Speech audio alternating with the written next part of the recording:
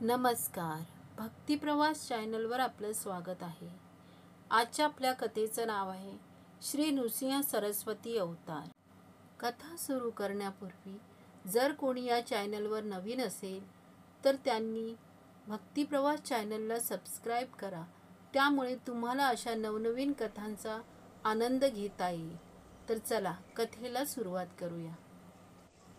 आता बाळ नरहरी कारंजा नगरीच्या वेशीतून बाहेर पडला. त्याने सरळ अभिमुक्त वाराणसी म्हणजे हल्लीचं काशी क्षेत्र गाठलं. तिथे तपस्वाध्याय आणि ईश्वर प्राणिधान याच्या योग्याने शरीरातील सर्व केंद्रे जागृत केली. वय काय तर फक्त 8. बाळ नरहरी आपल्या प्रज्ञेने आणि उग्र तपाचरणे काशीतील सर्व विद्वान आणि संन्यासी लोकांच्या कुतूहलाचा विषय बनला. पायात खडावा, कटीला कौपीन, त्यावर भगवी छाटी, गळ्यात रुळणाऱ्या रुद्राक्षांच्या माळा, हाती दंड आणि कमंडलू, कपाळावर भस्म, मुखावर नित्य विलसणारे सात्विक स्मित हास्य आणि त्यातून होणारा हृदयाच्या कुहातील ब्रह्मानंद, या सर्वांवर प्रसन्न बटूच्या देहावरील तपश्चर्येचं विलक्षण तेज, किती कठोर साधना, सर्वच आश्चर्यकारक. असं नवल कधी न घडलं, कधी न पाहिलं. हा कोणीतरी विशेष यती असला पाहिजे अशी लोक चर्चा करू लागली. काशीतील संन्यासी वृंदात शृंगेरीच्या आचार्य परंपरेतील एक वृद्ध कृष्ण सरस्वती नावाचे यती होते. या कृष्ण सरस्वतींची गुरु परंपरा देखील थोर होती. आदिपीठाचे शंकर हे त्या परंपरेतील पहिले गुरु. या बटूचे तेजस्वी रूपडे पाहून त्यांच्या मनात येऊ लागले की सध्या समाजात असलेल्या अंधाधुंद परिस्थितीत लोकोद्धार करण्यासाठी आणि लोप पावत चाललेल्या संन्यासाश्रमाची प्रतिष्ठा पुन्हा प्रस्थापित करण्यासाठी अशा तेजस्वी प्रज्ञावंत यतीची गरज आहे. त्यासाठी या ज्ञानी बालकांनी संन्यासाश्रम स्वीकारावा. अर्थात कृष्ण सरस्वतींना असं वाटणं ही सगळी आपल्या योगीराजांचीच योजना होती. महासिद्धांच्या सभेत हिमालयावर योगीराजांनी सर्व सिद्ध तपस्वींना सांगितलं होतं की इसवी सन 1378 मध्ये होणाऱ्या त्यांच्या अवतारात ते व्रतस्थ संन्यासी यतिराज म्हणून कार्य करतील. त्यामुळे त्यांना पाहून कृष्ण सरस्वतींच्या मनात असा विचार येणे ही योगीराजांचीच करामत होती. वृद्ध कृष्ण सरस्वतींनी यती बाळ नरहरीस बोलावून आपले मनोगत व्यक्त केले. पितृतुल्य आणि ऋषितुल्य कृष्णा सरस्वतींच्या विनंतीला नरहरीने आनंदाने मान्यता दिली. कृष्ण सरस्वतींनी बाळ नरहरीस विधिवत संन्यास दीक्षा दिली.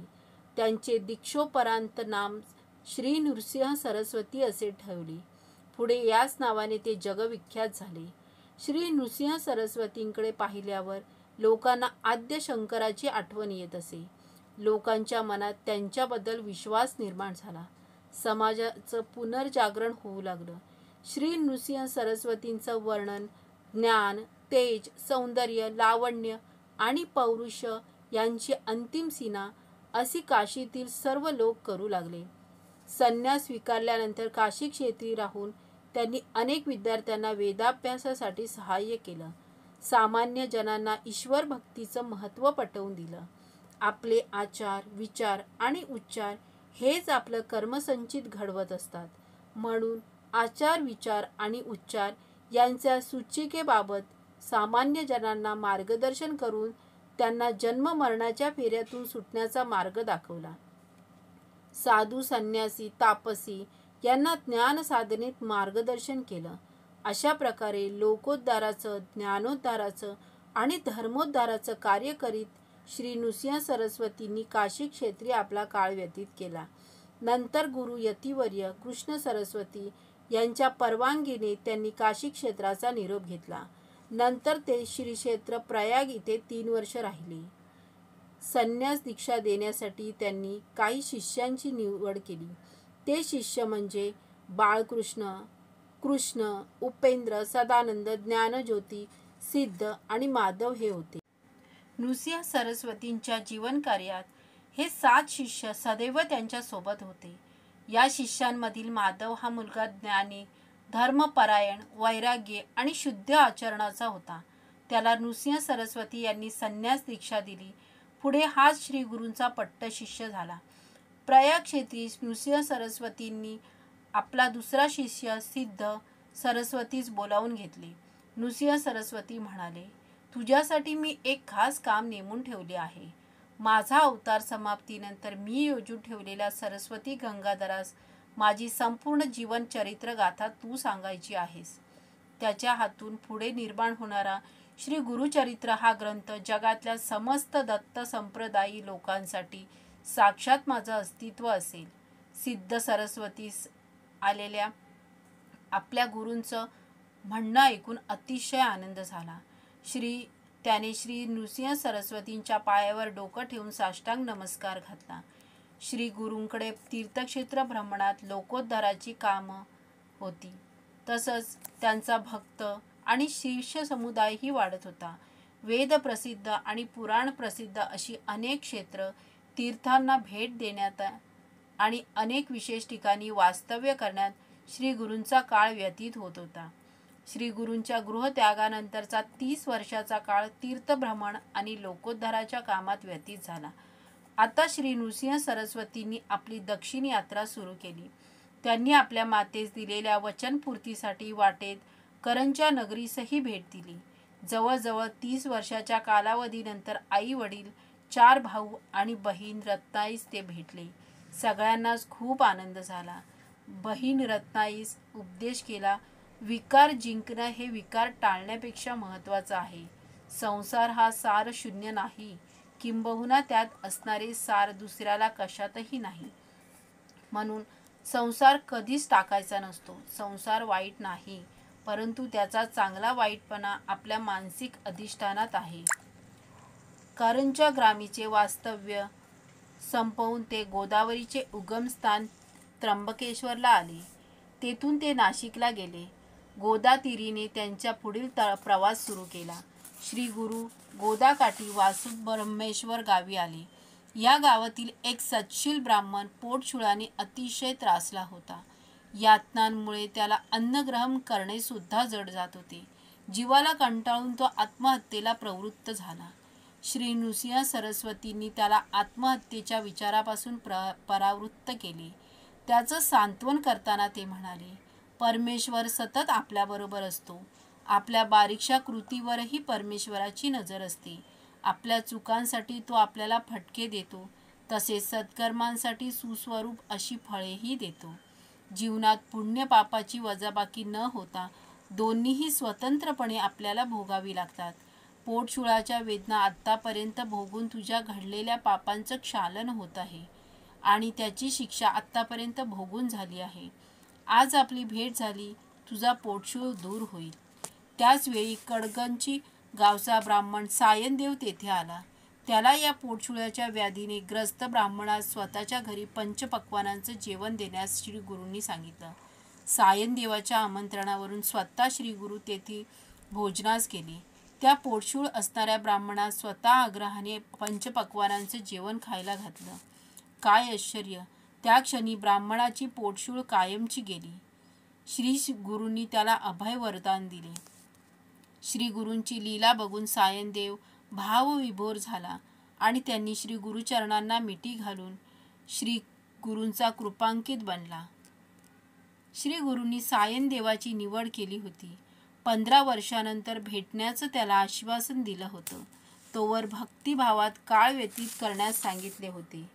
वासब्रह्मेश्वरानंतर श्री नृसिंह सरस्वती परळी वैजनाथ या गावी पोचली. सर्व प्रवासात त्यांना दर्शनेच्छू लोकांचा उपद्रव होई. नित्य ध्यानधारणा आणि उपासना करणंही कठीण झालं होतं.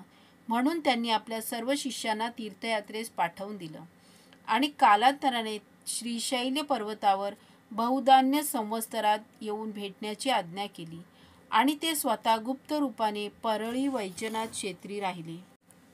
त्यानंतर श्री गुरु कृष्णा नदीकाठी भिलवडी गावात गेले. नदीच्या पश्चिम तीरावर औदुंबर वृक्षाखाली राहून त्यांनी अनुष्ठान करू लागले. भिलवडीजवळील करवीर क्षेत्रातील एका वेदशास्त्र संपन्न ब्राह्मणाचा बुद्धिहीन मुलगा अनाथ झाला. पितृछत्र हरवल्यानंतर सर्व लोक त्याचा धिक्कार करू लागले. कंटाळून त्याने गाव सोडलं आणि फिरत फिरत भिलवडीत आला.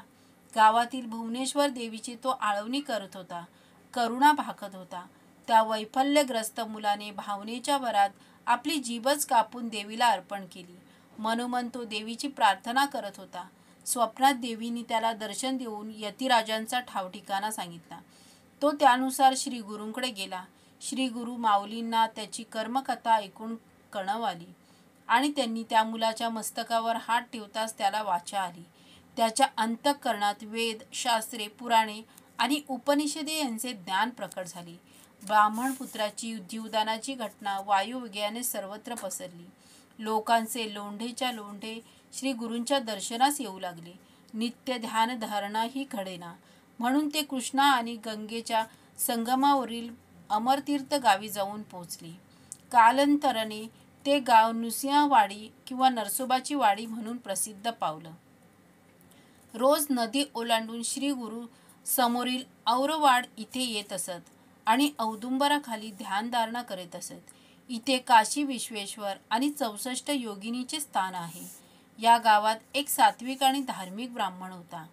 ब्राह्मणांच्या घरी भिक्षा मागून तो आपलं जीवन कंठीत असे. दैन्यावस्थेतही तो ब्राह्मण ईश्वर भजनात तल्लीन होऊन समाधानाने राहत असे. त्याच्या दारात घेवड्याचा वेल होता. सदैव तो शेंगांनी भरलेला असायचा. वेळेप्रसंगी त्यांच्या शेंगा खाऊन तो कुटुंबाचा उदरनिर्वाह करीत असे.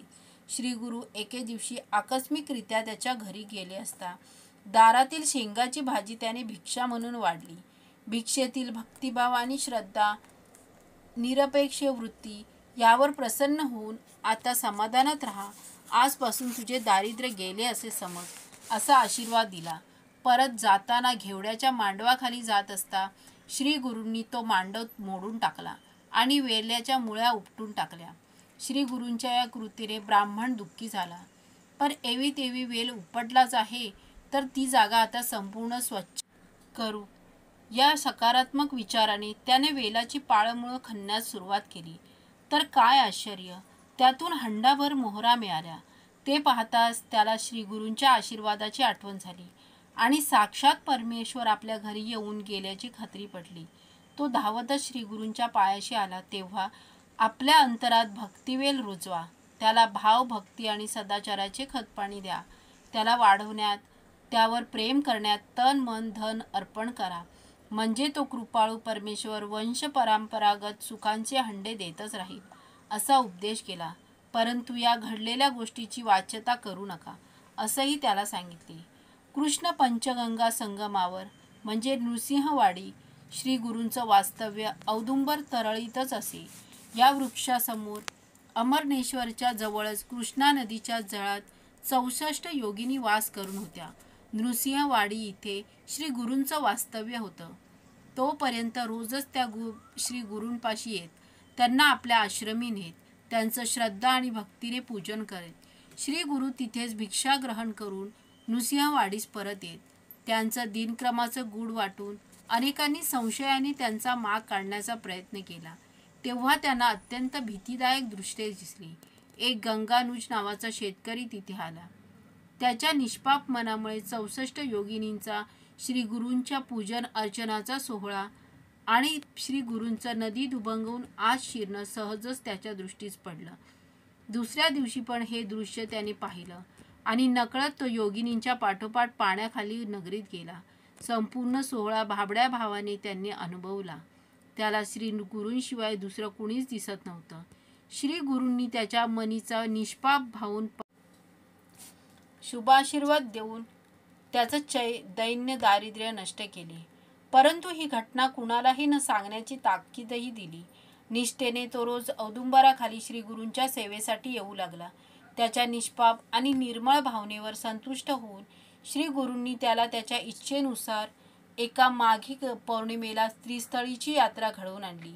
गावभर ही बातमी पसरताच गावातील जो तो श्री गुरूंपाशी आशीर्वाद मागू लागला, सांसारिक अडचणी सांगू लागला, उपाय विचारू लागला. अशा प्रकारे सर्वांनी श्री गुरूंना भंडावून सोडले आणि त्याला कंटाळून श्री गुरूंनी अन्यत्र जाण्याचा निर्णय घेतला. 64 योगिनींना हे समजतात त्या अतिशय दुःखी झाल्या. परंतु त्यांचं सांत्वन करून श्री गुरूंनी मी गुप्त रूपाने यावत चंद्र दिवा करो इथेच राहणार आहे, तुम्ही इथेच माझ्या समवेत राहून भक्तांच्या मनोकामना पूर्ण करा.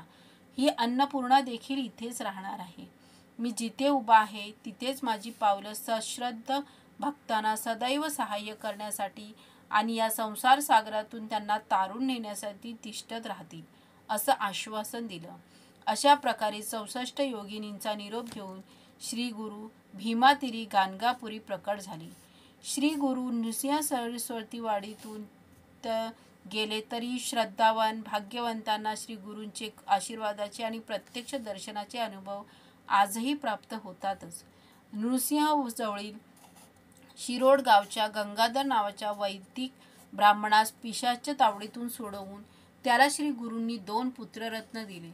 पण त्याचा एक मुलगा 3 वर्षाचा असतानाच अकाली मृत्यू पावला. अतिशोकग्रस्त अशी त्या मुलांनी आईची श्री गुरूंची करुणा भाकत होती. आईच्या अतीव दुःखानं कळवळून श्री गुरूंनी त्या प्रेतास जीवदान दिले. या घटनेतून जरी श्री गुरु नृसिंह सरवाडीस नसले तरी ते भक्त रक्षणास तत्पर असल्याची लोकांना ग्वाही दिली. नृसिंहवाडीवरून निघून श्री गुरु भीमा अमरच्या संगमावर राहत होते. जवळच 2 मैलावर गाणगापूर गाव होतं. काही काळ श्री गुरूंना गुप्तपणे राहणे शक्य झालं. तरीही पुढे पुढे इथेही भक्त रक्षणार्थ भक्तोद्धारार्थ त्यांच्याकडून अलौकिक लीला घडू लागल्या. अनेक लोक कृपाशीर्वादासाठी संकटमोचनार्थ त्यांच्यापाशी येत असत. गाणगापुरात श्री गुरूस भिक्षेस जात असत. गावातील एक ब्राह्मण अत्यंत दारिद्र्य होता. अशा विपरीत परिस्थितीतही तो समाधानी आणि श्रद्धाळू होता. त्याचा परमेश्वरावर दृढ विश्वास होता. त्याच्या घरातील भाकड म्हैस श्री गुरुकृपेने आणि आशीर्वादाने दूध देऊ लागली. ही घटना समजता सर्व गाव तर ब्रह्माघरीच लोटला. पण गावचा राजाही श्री गुरूंच्या दर्शनाला आला. त्याने विनंतपूर्वक आग्रहाने श्री गुरूंना पालखीत बसवून गाणगापुरी आणलं. राजाने श्री गुरूंना एक मठ बांधून दिला. सर्व व्यवस्था केली. धर्मशाळाही बांधल्या. गाणगापुरात श्री गुरूंचा परिस्पर्श होता. गाणगापूर बदलून गेले, गजबजून गेले. पुण्य कार्यामुळे गावाचं रूपच बदलून गेलं. कुमसी गावातील त्रिविक्रम भारती नावाचा विद्वान ब्राह्मण हा भगवान नरसिंहाचा अनन्य भक्त होता. श्री गुरूंची कीर्ती, त्यांचा थाट, त्यांचा राजाश्रय याचं वैषम्य वाटून त्याने श्री गुरूंची दांभिक अशी निंदा नालस्ती केली. श्री गुरूंनी राजासह कुमसी गाव जाऊन त्याचा अहंकार दूर केला. त्याला निस्वार्थ बुद्धी आणि खराखुरा भक्तिभाव याबाबत उपदेश केला आणि त्यांचं गर्वहरण केलं. श्री गुरूंनी केवळ आपल्या कृपेने भस्मविलेपन मांगाला ज्ञानी करून विजापूरच्या विप्राचं गर्वहरण केलं. माहूरपुरातील गोपीनाथ ब्राह्मणाच्या दत्त नावाच्या पुत्राला क्षयरोगाने ग्रासलं. अनेक विविध औषधांनीही उतार पडेना. सर्व उपाय केल्यानंतर त्याची पत्नी सावित्री हिने गाणगापुरी श्री गुरूंकडे जाण्याची इच्छा व्यक्त केली. हळूहळू धैर्याने मजल दरमजल करत ती श्री गुरूंच्याकडे पोचली. पण पतीच्या पालखीचा पडदा उघडतच पतीचं निधन झाल्याचं तिच्या लक्षात आलं. अतिउद्वेगाने ती आत्महत्या करण्यास प्रवृत्त झाली. पण ती श्री गुरुस्वरूपी रूपात तेथे पोचले आणि तिचं सांत्वन केलं. मग मन घट्ट करून ईश्वरचिंतनी रत राहावं असा सल्ला त्यांनी तिला दिला. तरीही तिचा सहगमनाचा मानस पाहून इथे असलेल्या श्री गुरूंचे एकदा तरी दर्शन घे असे सांगितले. ती श्री गुरूंचं दर्शन घेण्यास आली असता श्री गुरूंनी तिला सौभाग्यवती भव, अष्टपुत्रवती भव असा आशीर्वाद दिला. त्यावर सर्वजण हसू लागले. हसण्याचं कारण विचारताच लोकांनी सर्व घटना सांगितली. ती समजताच श्री गुरूंनी त्वरित प्रेत घेऊन येण्यास सांगितले. श्री गुरूंच्या कृपाप्रसादाने ते विप्र जिवंत झाला. सर्वजण आश्चर्यचकित झाले. श्री गुरूंचं गुणगान करत गोपीनाथ आणि सावित्री आपल्या गावी परत गेले. श्री गुरूंनी आपल्या कृपाप्रसादासाठी उठलेल्या वांस स्त्रीस पुत्रप्राप्ती करून दिली. गाणगापुरातील नरहरी ब्राह्मणास कुष्ठमुक्त केले. तुळजापुरातील नंदी नावाच्या ब्राह्मणालाही कुष्ठमुक्त केले. पुढे तो बसवेश्वर कवी म्हणून प्रसिद्ध झाला. एका सात्विक वृत्तीच्या ब्राह्मणाचा परान्न दोष दूर करून त्याला आशीर्वाद संपन्न केलं. अढळ विश्वास असलेल्या भक्तांना अनेक थोर दाखवून त्यांच्या भक्तिमार्गाकडे प्रवृत्त केलं. गाणगापुरातील कोष्टी समाज श्री गुरूंच्या सेवेत अतिशय रमला होता. एक विणकर श्री गुरुभक्ती जणू वेडाच झाला होता. श्री गुरु चरणाविना त्याला इतर काहीच जमत नसे. अशी निस्सीम भक्ताला श्री गुरूंनी त्याच्या इच्छेनुसार श्रीशैल्य पर्वतावर नेऊन श्री मल्लिकार्जुन दर्शन घडवलं. अशा तऱ्हेने तंतुकाराला अतुलनीय भक्तीमुळे श्री गुरूंनी कृपांकित केलं. श्री गुरु गाणगापुरात असताना आजूबाजूच्या अनेक गावातून भक्त त्यांच्या दर्शनाला येत असत. श्री गुरूंचे दर्शन आणि आशीर्वाद घेऊन परत जात असत. एका दिवाळीत 7 गावाच्या 7 भक्तांनी श्री गुरूंना दिवाळीत आपल्या घरी फराळाला बोलवलं. श्री गुरूंची लीला अशी की त्या दिवाळीत प्रत्यक्ष गाणगापूर आणि इतर 7ही गावात फराळाला जाऊन श्री गुरूंनी भक्तांना दिलेलं आपलं वचन पाळलं आणि भक्तांना उपकृत केलं. श्री गुरूंच्या ओजस्वी विचारांमुळे अनेक मुसलमानही त्यांना अनुकूल झाले. योगी राजाने श्रीपाद श्री वल्लभ अवतारावेळी ज्या रजकास वर दिला होता तो आता बेदर म्हणजे सध्याचे बिदर इथला बादशाह अल्लाउद्दीन होता. आता त्याची श्री गुरूंबरोबर भेट घडण्याची वेळ आली होती. स्फोटक विकार झाल्यामुळे तो गाणगापुरात श्री गुरूंच्या दर्शनार्थ आला. श्री गुरूंची नजर पडताक्षणी त्याचा विकार नाहीसा झाला आणि बादशाह आश्चर्यचकित झाला. त्याने त्यांना आदर आणि नम्रतापूर्वक नमस्कार केला. श्री गुरूंनी त्यांच्या डोक्याला हात लावून त्यास पूर्वजन्मीच्या रजकाचे स्मरण करून दिले. त्या जन्मात योगीराजाने श्रीपाद श्री वल्लभांच्या रूपात दिलेले वचनही सांगितलं. श्री गुरूंच्या कृपेने बादशाची पूर्व स्मृती जागृत झाली. तो अतिशय आनंद झाला. बादशाने नृसिंह सरस्वतींना हत्तीवर अंबारीत बसवून अत्यंत आदराने आपल्या बेदर राज्यात आणले. इसवी सन 1459 उजाडलं होतं. आता नृसिंह सरस्वतींचं वय 81 वर्ष होतं. ते अधिकाधिक अंतर्मुख होत चालले होते. योगीराजांच्या या अवतार समाप्तीची वेळ आली होती. श्री नृसिंह सरस्वतींनी आपलं मनोदय सर्वांना सांगितलं आणि श्रीशैल्य पर्वताकडे प्रयाण केले.